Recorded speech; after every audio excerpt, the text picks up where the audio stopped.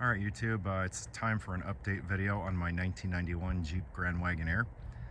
Those of you that follow my page, I've had this Jeep for many years. It broke down on me right when COVID hit in early 2020 and has been parked in my shop ever since. This year I decided would be the year I'd get it out and get it going again, and it has been being worked on and off since February. Running and driving fantastic today. I'll just kind of go over a list of what all we've done to it. One of the big problems it had was the cooling system was loaded with sediment and rust from all the years it sat in Colorado. And so the entire cooling system has been replaced, and even after its replacement has been flushed again. Finally, we have nice green coolant. But that's radiator, heater core, hoses, thermostat, everything. Let's see what else has been done.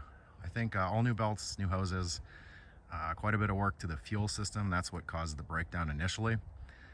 So drop the fuel tank, new sending unit, new hoses, new fuel pump, of course.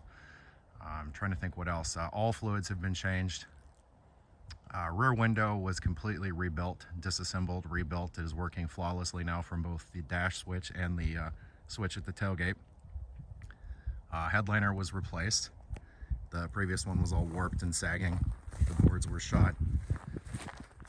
I'm sure there's a lot more. I know it's had wheel bearings, U-joints, basically anything obvious that we saw that it needed. And I have put, I think 1,500 miles on it this summer. Oh, the air conditioning. Air conditioning has been repaired and is working fantastic.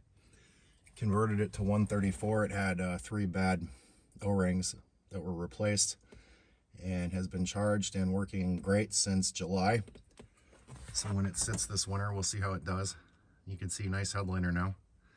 Overhead console is not functional currently. That's another story for another time, but evidently when these get old, the overhead consoles can short out and melt and cause all kinds of havoc. And when this was in the shop, to have the fuel system diagnosed, actually initially, it was towed in.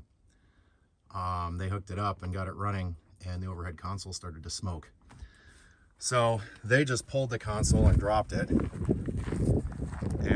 when I had the headliner done, everything was looked at and reinstalled, but just left unplugged. I guess there's a place you can send the little circuit board from the console. The guy will rebuild it for 400 bucks.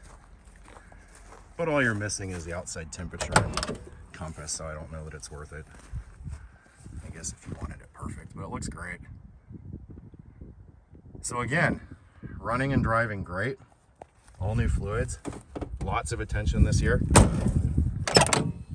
Ice cold air. It's a happy Jeep. Went from being pretty neglected, just kind of dusty in the corner of the shop, to daily driver status. Fire it up, roll down the back window. It does have a minor exhaust leak at the manifold, but nothing crazy. Check out the back window.